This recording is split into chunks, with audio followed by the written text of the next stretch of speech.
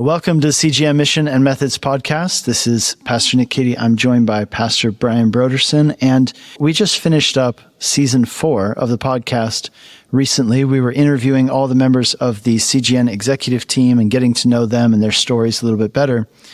But October 3rd, 2023 marks 10 years since the passing of Pastor Chuck Smith, the founder of the Calvary Chapel Movement. And so I'm joined by Pastor Brian Brodersen today. Brian, we're going to be talking about Chuck. I just want to talk about Chuck's approach to ministry. And I know that you knew him so well. You're a family member of his. Maybe you could just kind of introduce our listeners. Maybe some people don't know Chuck Smith very well.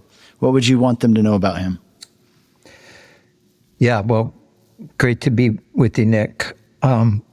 Chuck, obviously, he's known by many. I don't know that a younger generation or tons of people outside of the Calvary movement would know him. They would know his name, certainly. And I think because of the recent film, The Jesus Revolution, probably more people are familiar with him now than maybe they were before the film came out. Chuck was just a extraordinary guy in so many ways, a simple guy on one level, but extraordinary in the sense that God used him in a really unique way. Chuck was a humble guy. He was a California coastal guy, sort of to the bone through and through, and very, very down to earth. I think that was one of the things people really connected with him on, just the level of his humanity. Chuck was a brilliant guy. He wasn't like a massive theological mind. He was very practical, but he was biblical through and through. I think if Spurgeon, it was once said of Spurgeon that if you cut him, he would bleed Bible line, and I think that would be true of Chuck as well. He was just so full of God's word, and that came across from the pulpit when he taught. It came across just in his everyday life. You know, he was a man that was filled with the joy of the Lord. Is very upbeat, very optimistic, full of faith, and really, I think he enjoyed life. Mm. Yeah, Brian, when I first met you, we developed a relationship, but I didn't know that you were related to Chuck, and maybe some of our listeners aren't aware of that. So maybe tell us a little bit about how did you get to know him originally? Tell us some of those stories. Yeah. Right. Well, I married Cheryl, who was the youngest of the 4 Smith children, and we got married in 1980. And so obviously when I met Cheryl and started dating her, the next thing was to meet her dad. So funny thing was, when I first met her, I had no idea that she was Chuck's daughter. And a friend of mine who I was with, we were at a little home Bible study, and Cheryl happened to be there, and a friend of mine was really a big Chuck Smith fan. So he somehow figured out that Cheryl was Chuck's daughter, and he was so excited, that Chuck Smith's daughter was in the room. And I was having a great conversation with this young girl, and just so happened to be Chuck's daughter, but I had no idea it was her. So after the meeting was over and we were going home, he was going on and on and on about Chuck's daughter. And I was just like, well, great. I didn't see Chuck's daughter. I was talking to this other girl that was really amazing. And it was a couple of weeks later when we figured out that we were talking about the same girl. And we went back to the Bible study, and I saw her again, and we were having a conversation. And afterward, he said to me, "So you met Chuck's daughter?" And I said, "No, I didn't meet Chuck's daughter." And he said, "You were talking to her." So that was the moment I realized that, oh, okay. So obviously then from that point, as we started to get a little closer, went over and was introduced to the family. And I got to tell you, Chuck did not give me a warm welcome. He was really, he was tough. Gave me the cold shoulder. As a matter of fact, my mother-in-law, Kay, later on would say how bad she felt for me, the way Chuck treated me. And she went out of her way to be extra nice. Yeah. But I finally, after a few weeks, I won him over. We were out at a picnic and we were playing softball. And when I got up and hit a grand slam, then he all of a sudden liked me and gave me the right hand of fellowship. Yeah. Called me son as I ran around the bases. Good hit, son. So, yeah. Excellent. Yeah, I would assume that a lot of people who know of Pastor Chuck, they know him through his pulpit ministry and his radio ministry. What would you want to share, having ministered alongside him and having known him on that deeper level? What would you want people to know about him? Well, Chuck would often say this. People would ask him about the success of Calvary Chapel, and there would literally be busloads of people coming from around the world to try to figure out what was going on at Calvary. And I remember days where busloads of pastors from different countries would pull into the parking lot, and they'd all jump off the bus, and we'd give them a tour of the site and talk to them. And in the end, they would have a conversation with Chuck, and they would always get around to, well, what's the secret and how did you do it? And Chuck would always say the same thing. He would just say, it's the Lord. And he wouldn't elaborate on it much. He would just, and I think that was kind of annoying to some because they figured, no, there's got to be more to it than that. So you're just withholding the real secrets. But he knew that in the end, the explanation for what had happened was not in himself or not in any person. It was in just the sovereign work of God, who decided at this time, in this place, with this person and these people, I'm going to do something extraordinary. Mm-hmm. And I think that Chuck managed that pretty well, all things considered. He kept that perspective right to the end. What are some things that you think made Chuck unique when it came to his approach for ministry? You've mentioned some, but I'm sure there are others. Well, Chuck was a risk taker, and I think that was one of the things that even when I was young, I picked up on that. I remember one New Year's Eve. On New Year's Eve, Chuck would, back in those days, he would have the pastoral staff. He would give each of us 5 minutes to get up in front of the whole congregation and share. And I'll never forget looking at the lineup of guys and thinking, man, Chuck is a risk taker. Look at this. Look at this lineup of guys that he's got on his team. And I was one of them, and I was in my early 20s, and I didn't know much of anything. And neither did the rest of the guys that were on the platform. We were all kind of wet behind the ears, and just making our way along. But he took risk. I think he believed that God would use people who were committed to him, and he wasn't afraid to give people a chance. And I really am thankful that he was like that. And he sort of taught me that too. And I followed in his steps in a lot of ways with that. But there was that, and then there was his commitment to the authority of Scripture, the inspiration, the inerrancy of Scripture. He was just so solid in that area, unmovable, unshakable. And he instilled that kind of confidence in the Scriptures in a whole generation of people, but especially us guys who were around him, us younger guys. And that was one thing that I didn't know any better at the time. I didn't know about liberal theology or those types of theological disputes and things like that. But I just knew that, well, this guy, he believes the Bible is the Word of God, and he instilled that confidence in me as well. Well, speaking of that, where did Chuck's theology come from? I think many people might know that he was in the Foursquare movement at one time, but which theologians influenced him most? And was he a product of Foursquare? Did he evolve beyond that?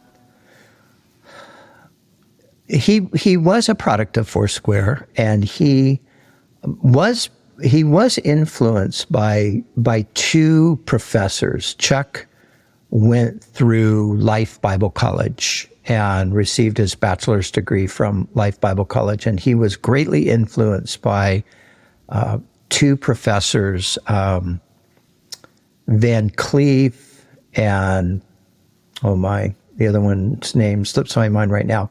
But they were two pillars within the Foursquare church. They were bona fide theologians. They actually wrote a book. I think the book is called The Foundations of Pentecostal Theology. And but Chuck really, really admired them. He really looked up to them. And they, I think, instilled a lot into him. So he definitely had a theological formation from the Foursquare. But I think later, when he went into what we would most know him for, his expositional preaching, that came from other influences, not necessarily people that he was around, but more authors that he connected with over time. So he discovered at a certain stage, he discovered the writings of W.H. Griffith Thomas. And he tells a story about how that really impacted him, his little book on 1 John. And Chuck tells a story about having to move all the time from one church to another, and because that's the way they did it in the denomination. But for him, it was okay because he ran out of sermons after a certain point, and he needed to move on so he could go back and start over again with a fresh group of people. But he lived in the city of Huntington Beach in California, and he lived down the street from the beach, and he liked to get up and walk down and body surf in the morning. So he didn't want to leave Huntington Beach. So he had to figure out, how can I prolong my ministry here? I've already run out of my sermons.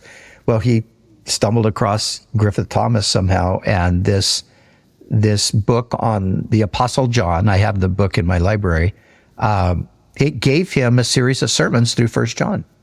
And he was hooked, and he just said, "Oh wow, this is the way to do it. I can stay here indefinitely now." And then Griffith Thomas and Newell really influenced him in the Book of Romans. And Chuck has a bit of one of those historic encounters with Romans, like we read about with, say, like a Luther, for example, or Wesley, or even back to Augustine.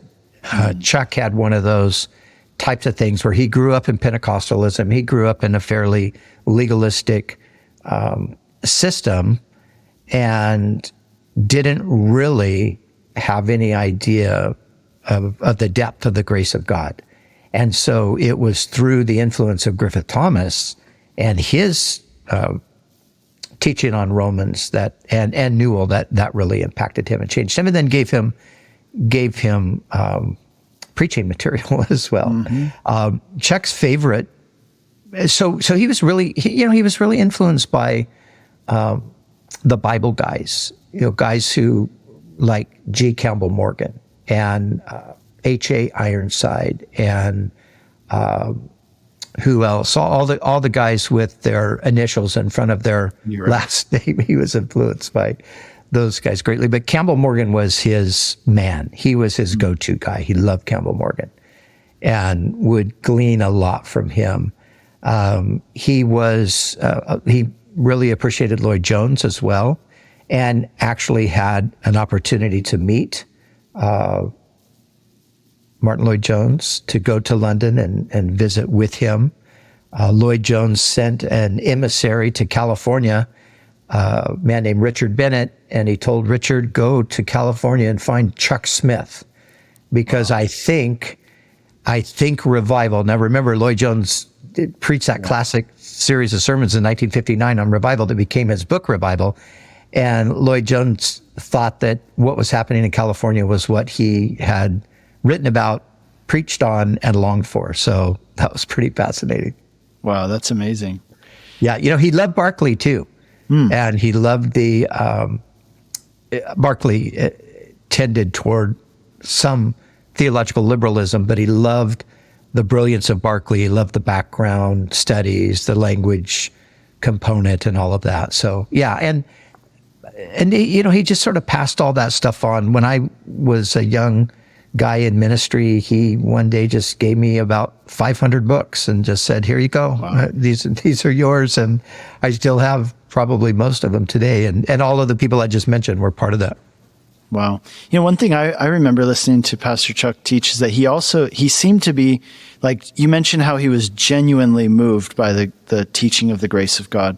I found that he was also genuinely interested in science, like in the way that God worked in the natural world. Very much, yeah. Yeah, there was a guy, again, my memory is killing me, Chalfont. Harold Chalfont was one of these guys when Chuck was young who was brilliant in those kinds of areas. He was a bit of an apologist, but he did most of his apologetics just from nature. So he would just talk about different creatures or different plants or things like that. And he would run youth camps and things. And Chuck just loved Harold Chalfont and gleaned so much from him. But yeah, he really had a natural fascination with the world that God created, and knew the plants and flowers and shrubs, and could tell you what was what. And my wife knows all that stuff because her dad used to walk her around and point out this is this and that's that, and I'm just like, wow, I wish I would have learned some of that stuff. Yeah. Yeah, he definitely was very, very fascinated, and he had a good brain for that. He was able to grasp a lot of that and retain it. I think one of the things that is obvious now is that Chuck, like so many, he had a photographic memory. Mm-hmm. He would read something or see something, and it would just forever be locked in his mind. Even in his older years, he would be able to quote these poems and things that he learned when he was a kid, and he would quote them word for word, and astounding. So yeah, it's funny because he just had that. There was a brilliance there with him. Again, it didn't manifest itself so much in him going and getting a PhD. He didn't really care too much about that, but he definitely was a student of Scripture, obviously, but of nature and life as well.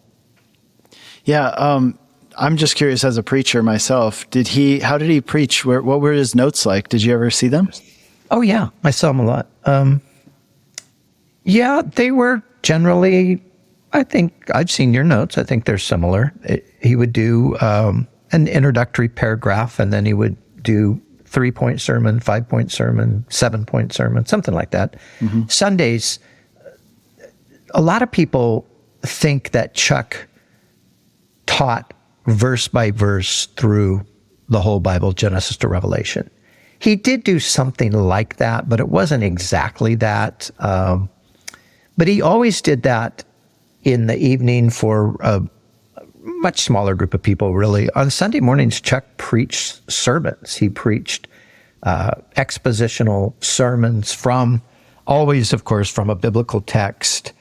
But so, like on Sunday night, he would go through Genesis, and if on Sunday night he was going to cover 5 chapters of Genesis, well, he was going to preach on Sunday morning from somewhere in those 5 chapters. But usually, like with Genesis, he might cover chapter 1 and 2, so he's going to preach on creation and the image of God, maybe. On when chapter 3 is in there, he's going to preach on the fall. He's going to preach on probably Cain and Abel, Noah, Abraham, and different. So he would put together sermons that most people who preach like that, he would in some ways preach somewhat thematically as well, occasionally. Okay, so going back to the idea, you said that one of the things that characterized Pastor Chuck was his willingness to take steps of faith. Another thing that I know, and I witnessed myself, was him entrusting responsibility to young leaders. And so in that vein, I'm just curious, was there someone who did the same for him when he was younger, took a chance on him? I don't know. I don't think so. Because when he was younger, you're talking about a time when ministry exploded around him, and there were just numbers and numbers of young people, young men specifically, that he would entrust things to. But going back in his own story, I don't know that there was ever that kind of experience. I think that was more something that he just kind of figured out on the fly. We've got stuff to do, and I can't do everything, and there's a bunch of young guys around me, so I'm going to have to just let him go. Yeah. And he was good. He was good at that. I mean, it was pretty amazing how he would just sense God's hand was on somebody. He'd give them an opportunity to get some training, and then he would let them go. And that's how so many churches got started, because those guys would go out, and I was one of them. So then we would go out, and then we would, in a sense, do the same thing that he did. Yeah, and in that vein, I think a lot of people assume that Pastor Chuck's approach to ministry is very organic, very led by the Spirit, meaning also kind of like not super planned out and strategic, but I also see that there were parts of him that were very strategic, right? Yeah. So he founded a Bible college and other things like that. Yeah, it's really weird, because he was much more, like you just said, he was much more strategic than people would think, because his personality was so laid back in so many ways. His public persona was very much a laid back guy. And he was that in one sense, but he was very energetic as well, and very much a doer.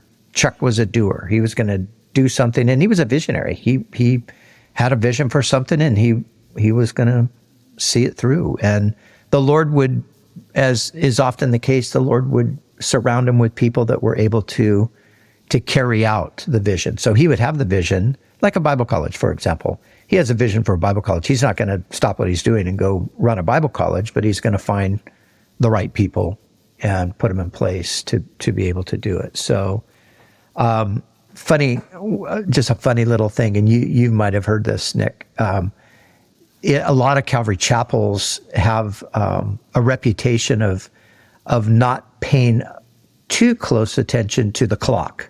So don't necessarily start the service when the service time rolls around, and don't finish when it's time to finish.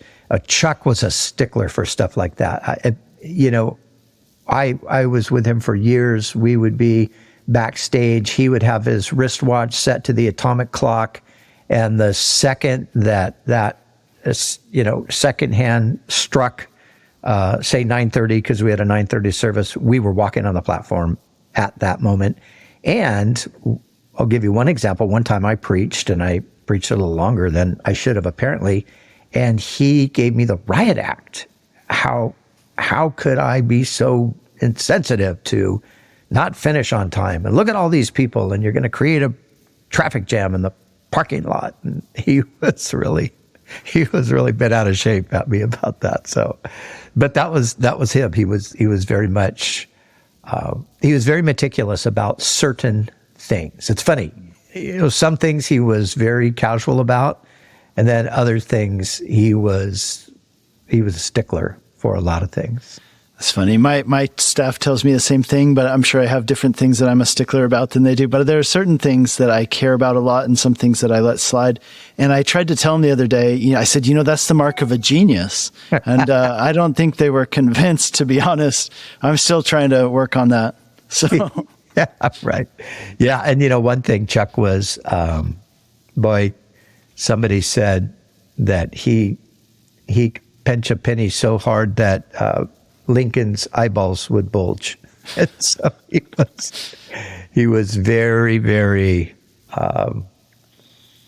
careful with money, and he was full of integrity in that area where so many over the years have fallen prey to. I don't know, whatever it ends up being with finances. He stayed as far away from that as he could, and he was always very, very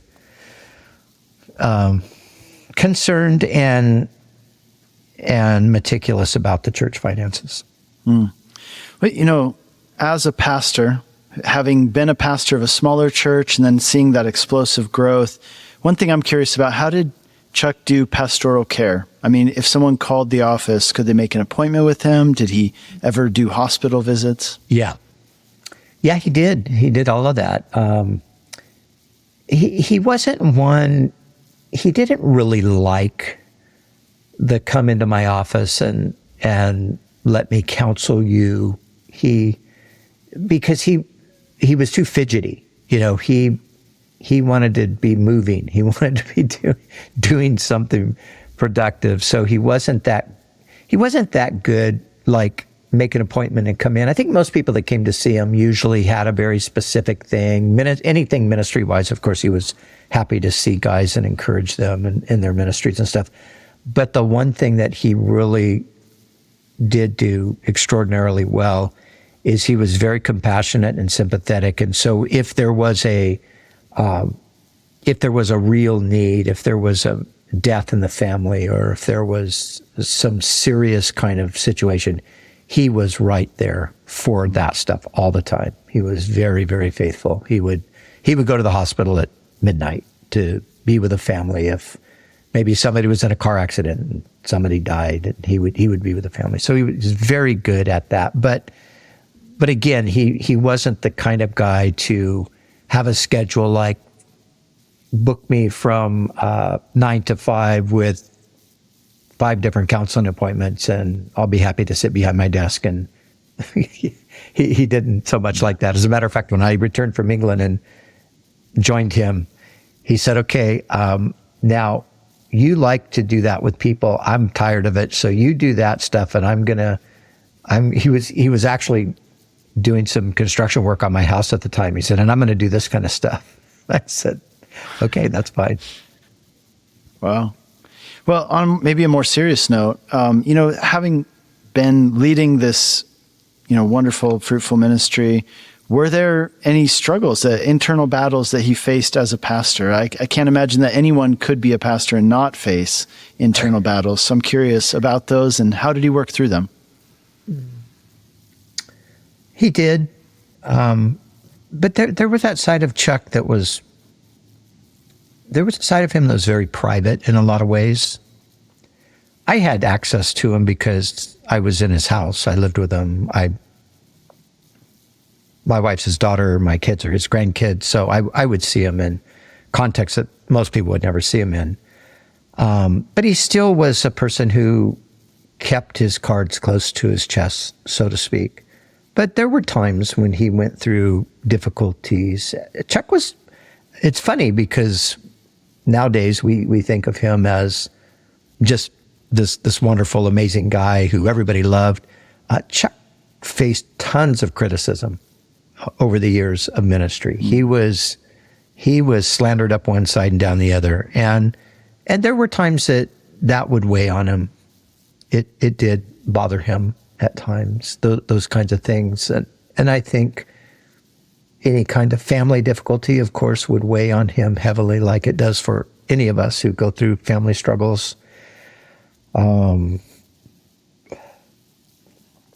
Yeah. But just generally with the ministry, he didn't seem to be too concerned most of the time. He really did have the mentality that it's the Lord's church and it's the Lord's problem. So I'm going to trust the Lord. He would do that on a lot of different things. How did Pastor Chuck deal with so many younger guys and people looking up to him, so many people listening to his sermons? How did he process that? Yeah, these are things where he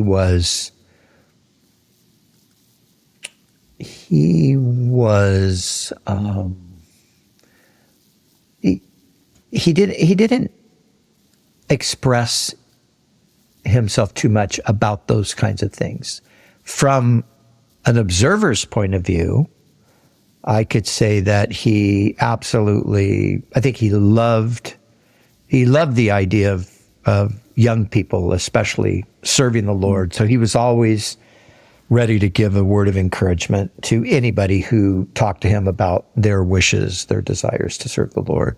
He would have been the guy who would have, if he saw something in a young man or woman, he would have, and thought that this would be good for him, he would send them to Bible college and he would cover the cost for them.